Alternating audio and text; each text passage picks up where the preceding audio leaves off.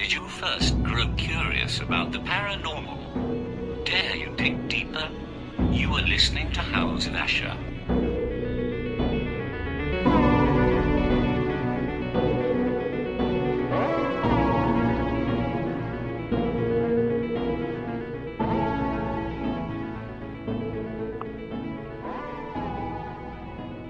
And I want to welcome everybody back to House of Asher. This is your host, Steve Asher, and we're on episode 61. And I'm hoping everyone is enjoying their first, well, at least here in Western Kentucky, the first real week of it going into fall. And I'm loving it myself. And it sort of sets up for interesting, quirky stories. And it doesn't always have to be scary, but even things that aren't necessarily from the onset scary can very much be that, on the tail end of it. And what's the ripple effect, and what's the after effect and the lasting legacy of some of these things? That's one of the things we're going to be talking about today. And what we're going to be discussing, I had touched on this a little bit in an earlier episode, the Stanford UFO incident, and my special guest knows all about this. In fact, she had put together a play about this, which, caught my eye. I'm like, wow, how do you pull that off? And we're going to learn that as we welcome Miss Elizabeth Shear Orndorff. Welcome to the show, Elizabeth. Thank you very much, Steve. Wow, that I'm trying to figure out, because you are a learned woman, and it's interesting. How in the world did you go? Did it just come to you, or did you just go, no, this needs to be? I mean, walk it through me, because my wheels are just spinning in my head. Like, how did you make the leap from this to a UFO play? Well, I get a lot of my ideas for plays, short stories, everything, right out of the newspaper. And in the Danville newspaper, every Sunday, they have a column, things that happened 100 years ago, 50 years ago, 25 years ago, that kind of thing. And some time ago, I was reading it, and there was a whole paragraph about these three women from Liberty who had gone up to Lancaster to have a birthday dinner one night, and on their way home they claimed to have been abducted by a UFO. And I'm going, wow, this was a real thing that was in the newspapers. And I started contacting reporters who, this was 1976, so it was quite far back, but I managed to meet a reporter who had written the story for the newspaper and talk to her. And one thing led to another, and I got to meet the only surviving one of the three women, and got to know her and talk to her, and created a play inspired by that incident. Well, and that's how it happened. It's so funny, because I've talked to a few people who are researchers and on different subjects and whatnot, and it's so funny because I always kind of romanticize the day. Everybody talks about, oh, well, this is that, and you get out there and put the foot leather down and you're out doing your thing, and they're going, oh no, it's so much better now. We're not killing ourselves chasing it down, but it has that kind of Kolchak the Night Stalker-esque quality to it. You're tracking down a lead, and it's when you look back, because a lot of times when they touch on something that happened a while back, like you said, it is maybe a paragraph or two, and really not a whole lot in regards of footnotes and sources right. and things, and you're going, okay, so I've got this little mustard seed. What am I going to make of it? So let me know a little bit how you actually went to tracking the persons down, and how did you broach this with these people to go, hey, I know you've had an extremely bizarre experience. Well, I remember talking about it with my mother-in-law when she was still living, and she said, oh, I remember that January in 76, because a lot of weird things were happening in this area. Weird lights in the sky, people reporting odd things happening on the farms out in the country. And she said, I remember that. So it was very much rooted in people's memory, even though it was from 76. So I just had to start asking questions, and a lot of people, oh, I remember that. I remember when that happened. And they wanted to talk about it. So once I tracked down Mona Stafford and found that she was still living in Liberty. Then I got to talk to her and get firsthand information about that night from her. And that was, I cannot tell you how fascinating that was, to talk to someone who had been through it and that it had affected her life, and actually in many negative ways. But that's where I started to pull together the theme of my play. Now, my play is not a documentary representation of the incident, but what was interesting to me that Mona told me about, she said they were all very hurt by the fact that no one believed them, and that the people at her church turned against her and laughed at her. Her husband left her. Various things happened like that where no one stood by them and believed them. And I thought, that's what this is about. I want to make a play where someone is not believed, and to show how they have to deal with that. So that's what my play concentrates on, is what is it like when someone doesn't believe you. So then of course all the fun details of the night that it happened that she shared with me and had shared with many other people. They say that this abduction story is the most documented of any UFO abduction story, and the women submitted to lie detector tests and hypnosis, and all their stories matched. They were not done together, but they all matched. And it was fascinating to see this kind of documentary evidence that they were telling the truth, and yet still people didn't believe them. Right. Well, and I think one of the telling things, the Navy recruiter that they went to report their story to, they wanted to report it to someone in a uniform, to someone official, and the only one they could come up with was the Navy recruiter here in Danville. And when they talked to him, and I eventually met him, and he still remembers the incident very clearly when the women came to him and told him the story. And he said, I can tell you this, they totally believed that they were telling the truth. He said, I don't know whether I believe it, but I know that they believed it. And I thought that was interesting. Well, you know, I was sitting here thinking, because we have, pretty local, in Kelly, Kentucky, which is just outside of, in the area of Hopkinsville, Kentucky, here in Western Kentucky, called the Kelly Green Man Incident. And it was kind of, how do I word this? I know the lady Geraldine Stith, who had written about it. It was her grandparents and stuff. And it was a very,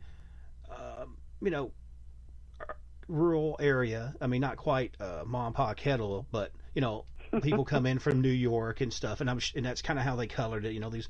These wild hillbillies are out shooting out in the night and all this and that, whatever. And it was sort of like a big comical thing, but, it really made pariahs out of these people who, right, and a lot of times were already somewhat disenfranchised, being, poor and I guess reasonably educated, especially in this area. And, who wants to carry that? Anybody with a lick of sense, as they would say in this area, is not going to want to put that on their backs. And, right. And it seems like this lady had really went through it. Now, you had made mention a little bit ago that there were other people that were having sort of similar experiences and sightings and stuff in the area. Was this like a precursor to that, or was it the same night, or was this afterwards? I think it was all like around the same 2 or 3 week period in the month of January of '76. Just different things, and I can't describe anything specific to you, but people saw weird lights in the skies that could not be attributed to an airplane or weather balloon or something like that.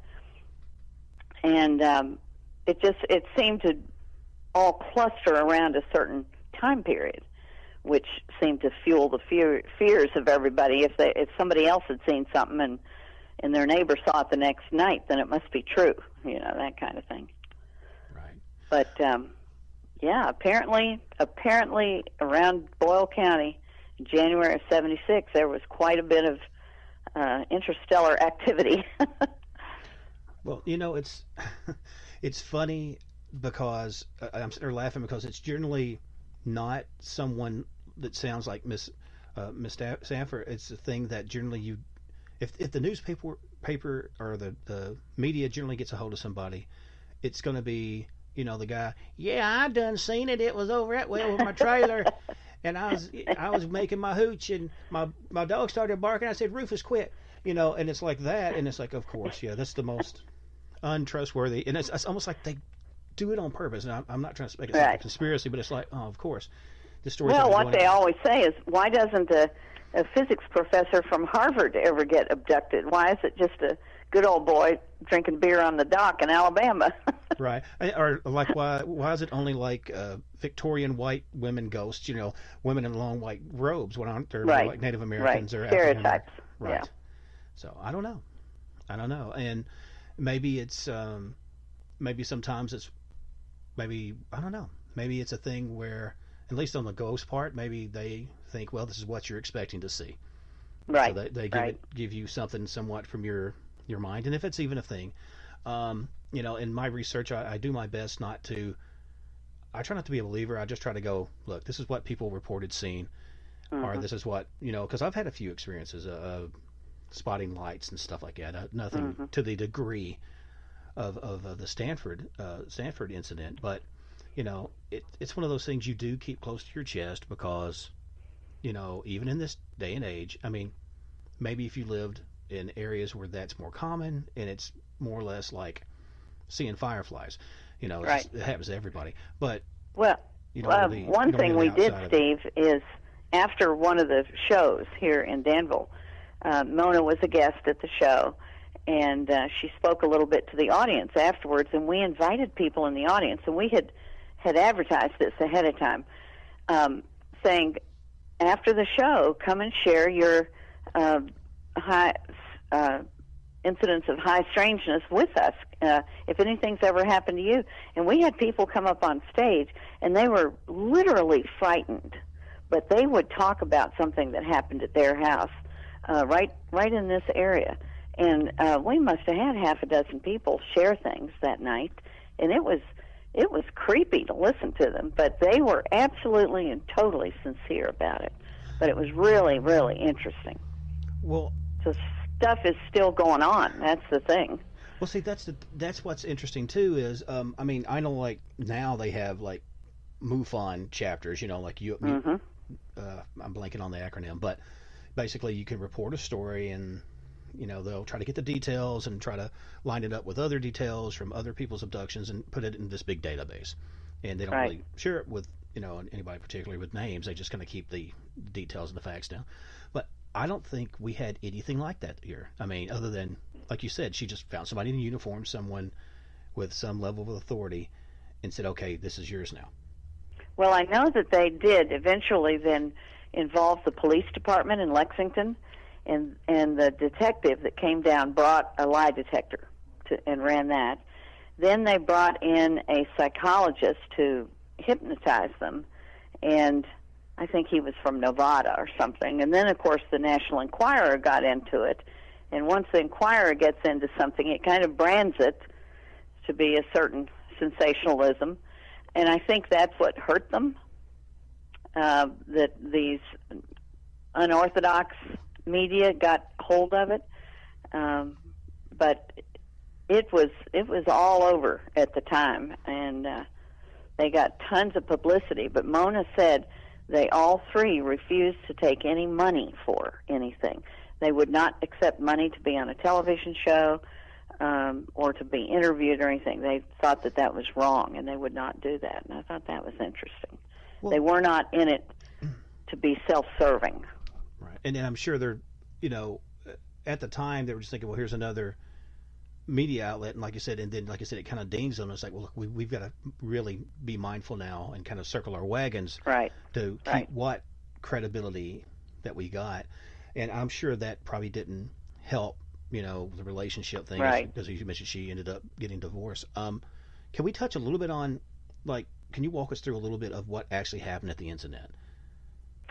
From my understanding of it, three women, Mona, Louise and Elaine, I think, from Liberty in Casey County. It was Mona's birthday. She was 36 years old, and there apparently was a real popular restaurant up in Lancaster, probably about 30 miles away from Liberty. And they said, let's go up to Lancaster and to the Redwood and have a birthday dinner. So they went, and they swore up and down they did not drink alcohol while they were there. They had a nice dinner. They drank Cokes. And about 11 o'clock, they got in the car to drive back to Liberty.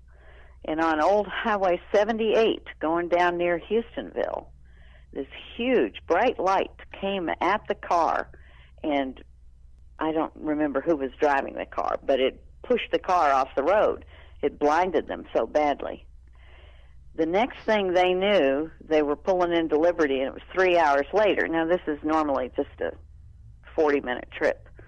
And it was 3 hours later, and they got out of the car, and the car had bubbled paint all over the hood and the roof. They noticed that their watches were all screwed up, and the hands were spinning around. When they got to where one of the women lived, her cat, who normally would run and welcome her when she came home, wouldn't have anything to do with her and ran from her in fear. Then they noticed once they got inside, they started looking at their bodies, and they noticed red marks on their necks and kind of burned places in the back of their hands and stuff like that. And they started very gingerly trying to explore with each other what happened up there. And they agreed that they had been taken aboard a ship, a spaceship, and after it had run them off the road, and they experimented with them. And we didn't get any other details other than just they experimented with us. But it wasn't anything unpleasant, Mona assured me. She just said it wasn't unpleasant, it was different. It was just different. And after a couple hours, they were let go and drove back home, and were left to deal with the aftermath. Like, what on earth happened to us? Wow. And that's what I wanted to look at in my play. How did they deal with the aftermath, especially after people didn't believe them and laughed at them? Right. Thought, oh, you're just a wacky old woman. Right. Yeah. Had too many Mai Tais. Right. Too many Cokes. Right. Rums and Cokes. Well, you were talking about the bubbled paint. I'm assuming that was from like a high heat source. That's what I assume, yeah. Yeah. I knew I'd heard, like I said, I'd heard bits and pieces from other sources, and that's why I really wanted to pull it together with you on that. But I'd heard, too, that at one time the car basically, like you said, it took off. And it was a thing they really couldn't stop it. Right. All the meters were going crazy. They couldn't slow it down. Yeah. Yeah, and it was more or less just on like a runaway train, and they just kind of where it finally landed is where it landed. So we drove that. My husband and I drove that road one evening, and it's just a little tiny 2-lane country road with bushes and rock walls and stuff next to it. I mean, there's hardly any shoulder. And they somehow ran off the road due to the bright light. But it's definitely out in the woods, out in the sticks. It's in the country. Now, this location that you're speaking of, now has there been continued? Maybe not to that degree, and even before that, I guess I should preface that. I mean, had there been like kind of, as you used, high strangeness in that area before? Had there been any sort of curious sightings? I don't know, Steve. I don't know that I ever heard that, except the generalized opinion that there were odd things that month, odd things going on all around this area of Boyle County, Lincoln County, Casey County type thing. I don't know that I heard of anything after that, and of course we just don't hear too much about that kind of thing nowadays. But I can tell you, I'm keeping my eyes and ears open. Yeah, for sure. Well, and that's the thing is that it seems that, again, which I don't know so much how it is there, but, here being in a small southern town, sometimes there's just subjects that I've, had the conversations about, And in privacy, in a private situation, they'll touch on it, but generally it's like that's just not something we generally talk about. Right. We want to focus on something positive. We want to look at something, which I understand that, why dwell on something that's dark or something that's going to scare everybody? But I cannot help it but want to delve into that, because I'm like, this is so interesting. This is, a little small town, a lot of times doesn't have a whole lot going on. And when something extraordinary happens, why bury it? Right, right. Well, and I talked to a lot of people about this at the time, and that the play came out, and I would say, do you wish you could have an encounter with somebody from another planet? And because I know I do. I would love to meet some being from another planet. And a lot of people don't want to. They just don't want to deal with it. It's kind of like ghosts, like you were saying. They just, no, that's okay. I know enough people on this planet. I don't need any more. Right. It is funny how people react. Well, there's something about sort of an art. What's the old expression? Armchair quarterback. Everybody kind of they're in a position of safety and somewhat right. a belief of authority. That okay, it's okay here. The sheep will protect me, like your little kid. But when you're actually in that situation, when you have to submit your control and your freedom, right. and maybe your have a whole paradigm shift in what you believe is possible. A lot of people don't like to consider that maybe we're not the top of the food chain, and that's right. It's hard on that ego. People don't want that, don't want to deal with that, and we think we're the center of the world, right, or the center of the universe for that matter. Mm-hmm. And well, let me ask you, when they were talking about, and I want to get a little bit more into the play in just a second, but did they tell you much in regards to experimentation, without getting too dark or too explicit? No, they didn't. Mona, of course, Mona's the only one I talked to, because the other two had died. But Mona didn't get into anything specific, like they touched me here, or they touched me there, or they did this, or whatever. I made up stuff in my play, comic elements and things like that didn't have any bearing on what Mona said. But I was telling a slightly different story that was inspired by this incident, that was not meant to reveal it as it actually was. So I had some liberty to make up things. Right. It was a nod with its tongue firmly in its cheek. Right. And one of the things, I brought this out in the play because it is a comedy drama. I said, their friends said, well, really, all anybody really cares about is, we want to know, did you have sex with aliens? And so there's one scene in the play where they describe the sex they had with aliens. But of course, it isn't anything like human sex. It's a completely different kind of action and feeling and everything. But it's one of the funniest scenes in the play, to try to describe how wonderful it was without using things that people would associate with sex. So it was kind of fun, and the actors had a good time with that scene. Well, it's a thing. I'm sitting here, I can't help but think of like the old SNL thing with, like, was it Beldar, Conehead, mm-hmm. and they'd have the nips and they put their cones together, they're on their heads. And right, stuff. Right, exactly. And it's weird because I've never actually had, because like I said, I don't try to do, I jokingly talk about, the Ghostbusters, I think it was Ghostbusters 2, where Venkman had the psychic show, and he said, until next time, and he kind of like he's thinking, and then he says, next week's, hairless cat's weird. I don't want to go there, I'm flirting with it. I'm probably close to some of the stuff I talk about, but I haven't had anyone on who's actually had sex, to my knowledge, with aliens, but because it all depends, I was actually it sort of is in the same ballpark of like people who want to marry like a pirate ghost. There was some story about that. How did they meet the pirate ghost?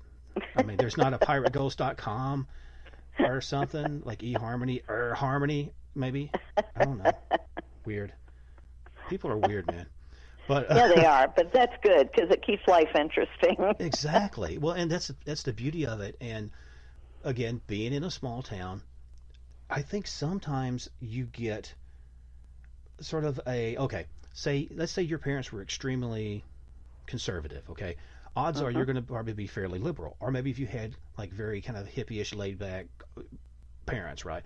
Odds are your kid's going to be like what was a character that Michael J. Fox played? Alex Keaton. You'd be like a little right. Alex Keaton Jr. Republican kid. Right. But, and I think sometimes the more you put the clamps on, the more you squeeze, it's like you take a piece of coal, the more pressure you put on it, you're going to eventually get a couple diamonds that poke out. So you're going to eventually get some real quirky characters out of that. Yeah. It's just the nature of it. And I think that can happen, yeah. Yeah, and that's good. I mean, I think that's why either someone crumbles under it or they have their what I call their Batman origin story. I was a big comic book kid and loved stuff like X-Men, and there's that moment. You're pushed, and then something happens. Be it something positive or be it something negative. But there will be a defining watershed moment where you're like, I can remember when this and that happened. And I wonder, did they happen to have anything like that, or did you have any people come to you after having this play that opened up to you to go, we've talked about this a little bit in the past, but generally no one's really put it on the chin like that. Have you had people come to you and share experiences after that? Well, there was that night that we had the talk back after the play when people came up on stage and shared things. And that was, I don't know that anybody ever came to me personally and shared things. It was done in the group setting.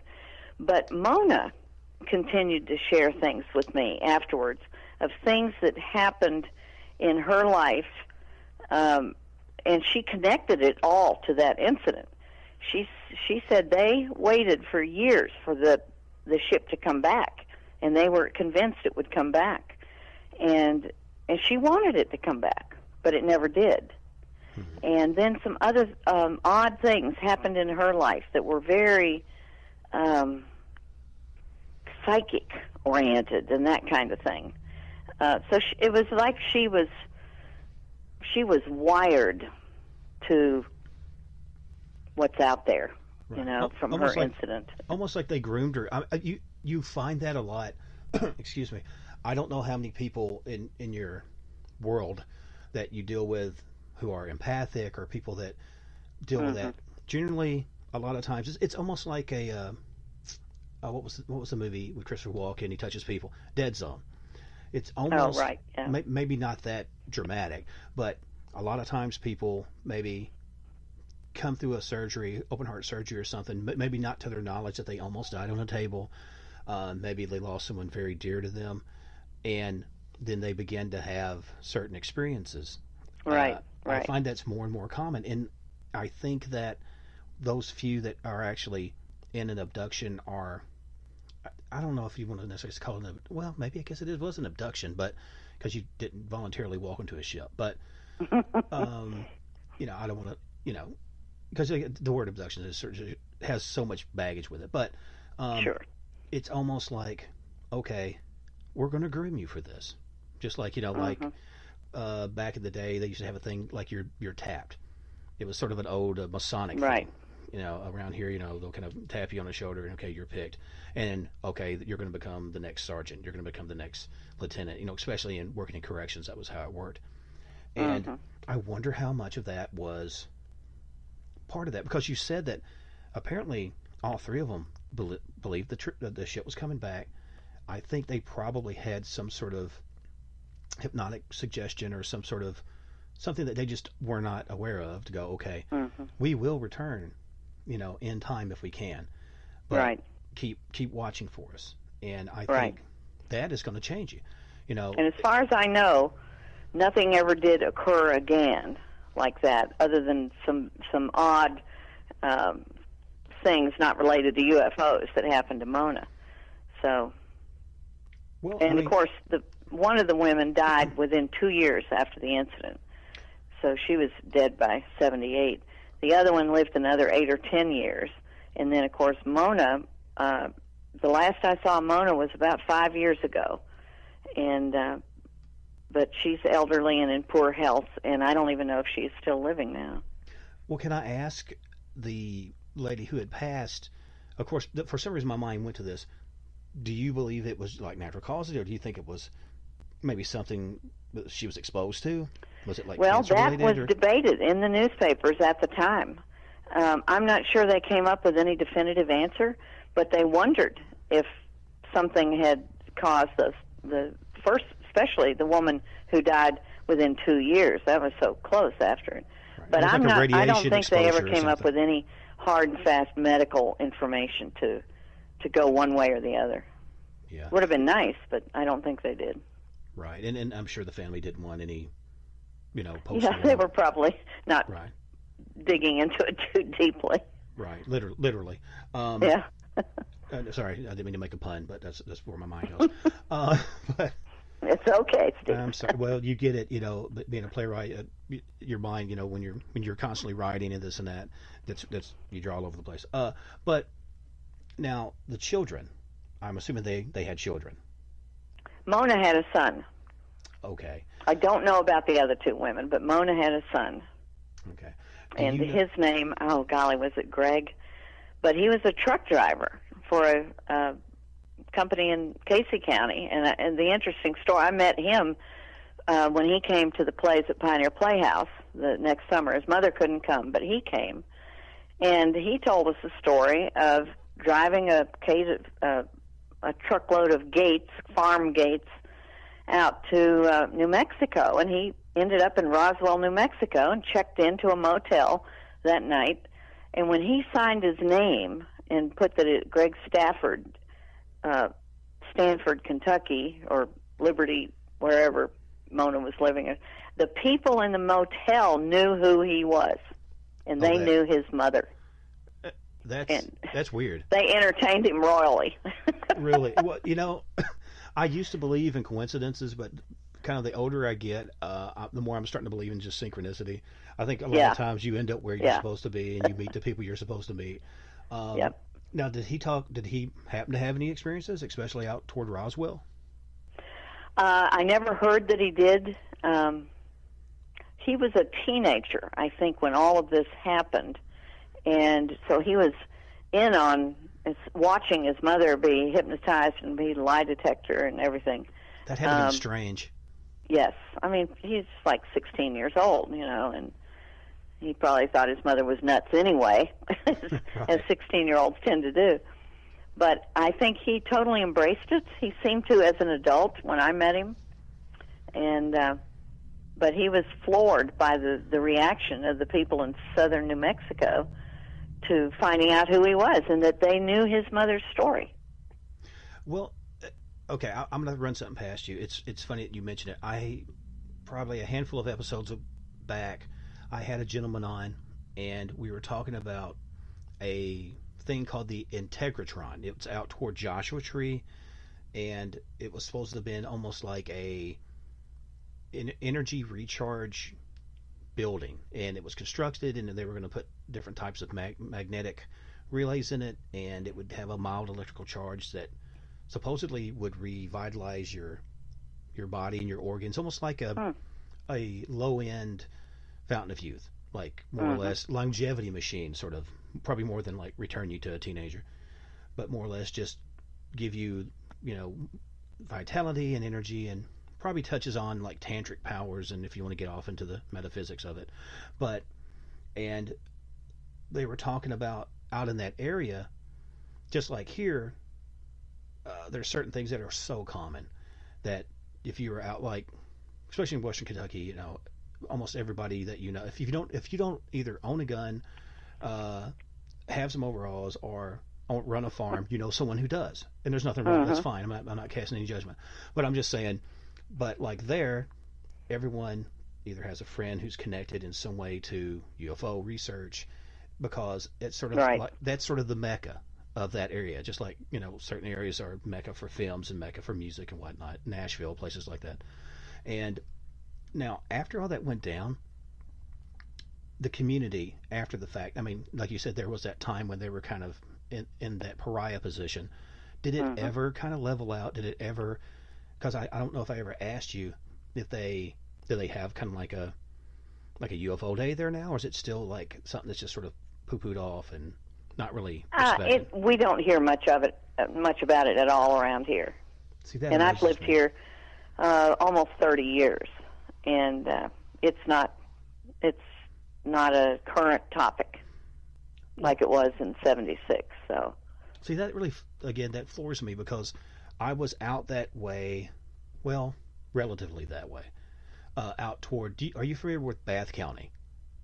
Sure. Mm-hmm. Down around like Owensville and all that. Owensville, yeah. Yeah. I was actually there doing a story. I'm sure you heard the old Kentucky meat rain story, where there was it rained meat, like chunks of meat. And no, I've not heard that. It's pretty self-explanatory. Well, it rained meat. But anyway, and the long and short of it was, this is like 1800s, and they checked the meat, and first they thought, well, it's venison. Well, maybe it's this.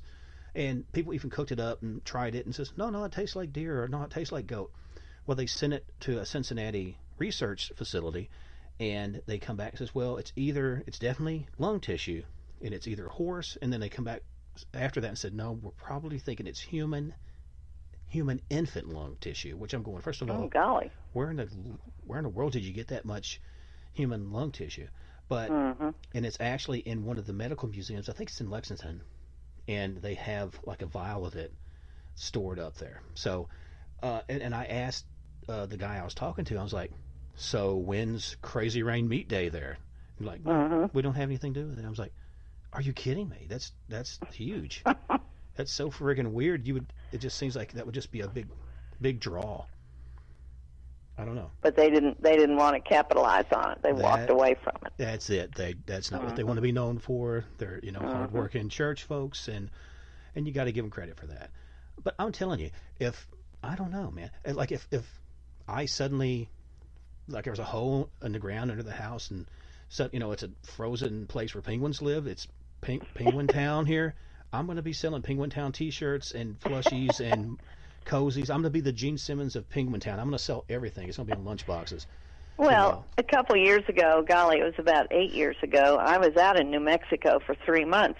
I was in the northern part, but every little shop I went into in Taos, Santa Fe, they all had postcard racks, and there were at least a dozen postcards with pictures of aliens on them.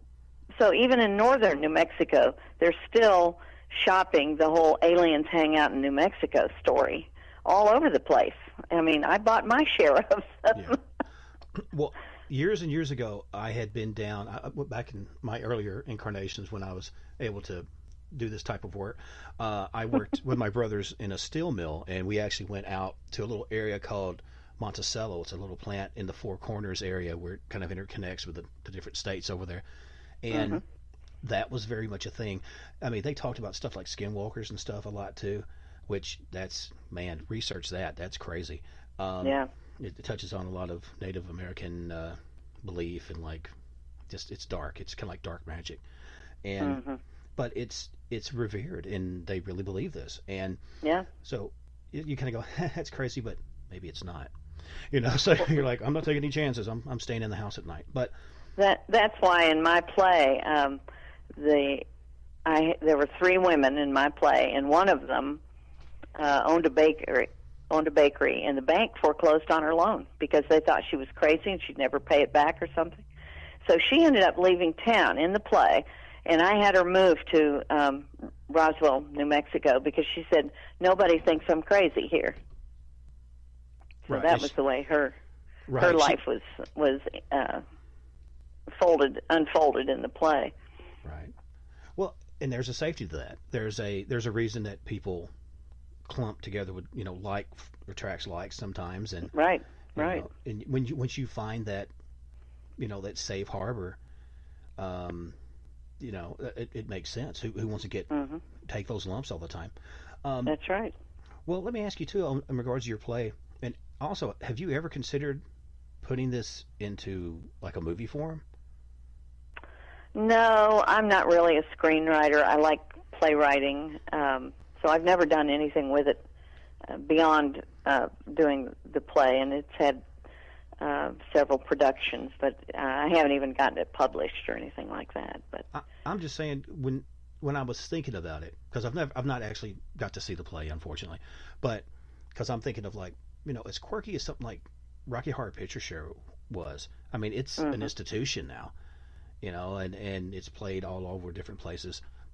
I just think it would be amazing if that had the same sort of treatment, because it seems like it's extremely funny and extremely touching, and it really concentrates on the different things that these women kind of went through. I mean, in a very lighthearted way. Well, here's what you can do, Steve. Find a local community theater that likes to put on plays, and get in touch with me, and I'll send them a copy of the script. Cool. Yeah, you can see it yourself then. Awesome. Yeah. Well, we have one. Probably the closest to us is the Paducah Playhouse, and I actually have a friend that plays tuba with the Philharmonic there, and he has a lot of connections with that. So, Morgan Kinslow, if you're listening, I'll be calling you soon. But man, that's extremely. It's just so strange. I mean, had you had any sort of what I would say dealings with either the paranormal or the uncanny before that happened? In regards to your childhood? I never had. Nothing, completely. I'm straight. Pretty white bread, straight lace, Presbyterian. So Presbyterians are awesome. Just boring. No, it's okay. It's just I've dealt with some people, and that's the thing. When I approached you, I'm like, okay, what do I say to this woman? What how do I come off not like I use this I explain things in movie analogies because television raised me as a kid.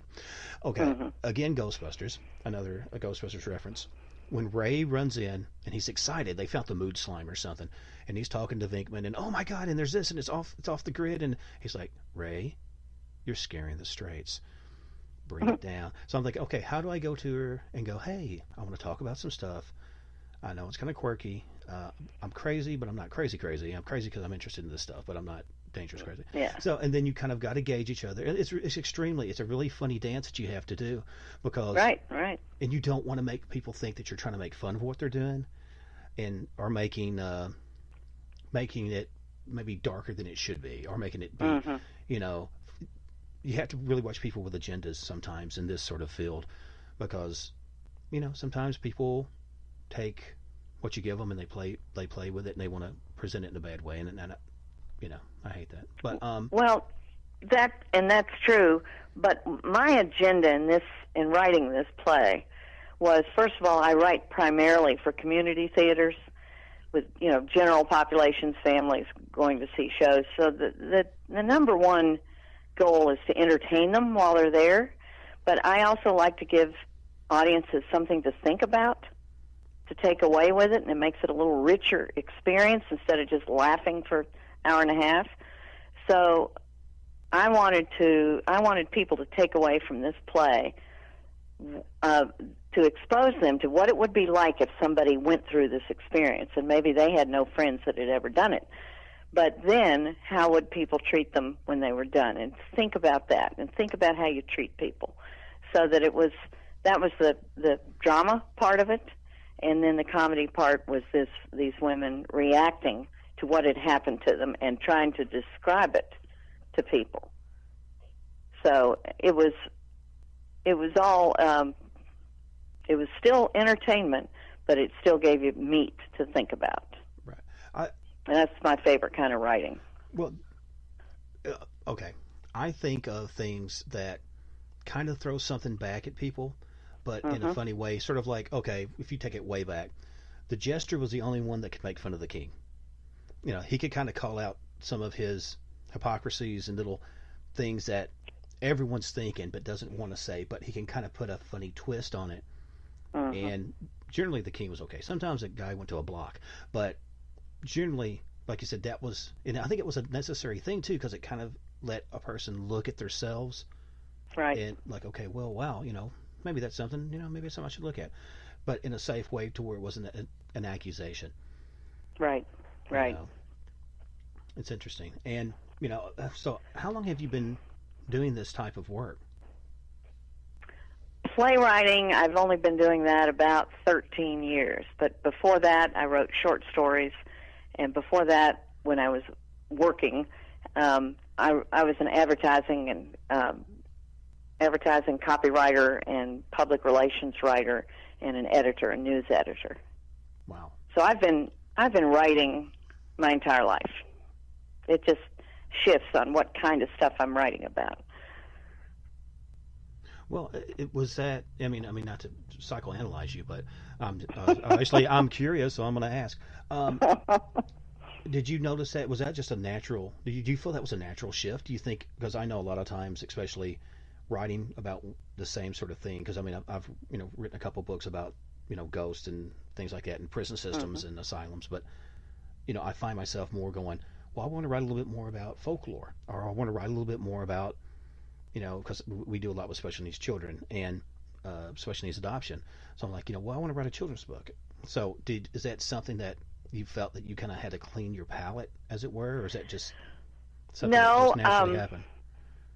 I wasn't that intentional about what I write about, but I keep my eyes open and I read the newspapers a lot, and that's where almost all my ideas have come from, something in a newspaper, because people are just so dadgum funny and odd, and they do the oddest things, whether it was 5 years ago or 105 years ago. And if you look in the papers, you can, and I've got tons of short stories from the police reports based on them, and I go, okay, now why would that guy get in that situation? What could have happened to force him to do this, to do that, and then what happened right before that? And so I'm not looking for any specific area, but it just has to really interest me. It has to be fascinating, human condition type of fascinating. Well, what's the old expression? It's funny because it's true. Yeah, yeah. Well, you can't. It's like they say, you can't make this stuff up. The true stuff is far, far more interesting and more entertaining than anything you could make up. And generally, the more that someone tries to wave you away from it or try to push it down, the more fun, the funnier it becomes. Because, like I said, then they're fumbling over themselves so much to naysay it, and pay no attention to the man behind the curtain, And right. So yeah, and that's the and I think it's the beauty of humanity. I mean, I've said it before. I mean, we are capable of some really dark, sadistic stuff, and some beautiful, awe-inspiring things, and some hysterically funny things too. Drop down. Well, I mean, good Lord, look at like America's Funniest Home Videos and stuff like that. I mean, on a very lowbrow scale. I mean, I'm not gonna lie. I still laugh when the kid, knocks the baseball into his dad's crotch. That's funny stuff. That is funny stuff. Or a dog skateboarding. My kids make fun of me. I don't know. I love dogs. I love dogs. One of my favorite shows, we haven't watched it in a while, was America's Stupidest Criminals. Oh yeah. It was little crime scenes gone wrong due to stupidity. Yeah. Golly. Well, see, and that's the thing. They always talk about was that there's no smart criminals, because everybody talks about these guys in prison, because when I worked in the prison system I was like, oh yeah, man, I was unstoppable, and then I was like, well, not exactly, you're here.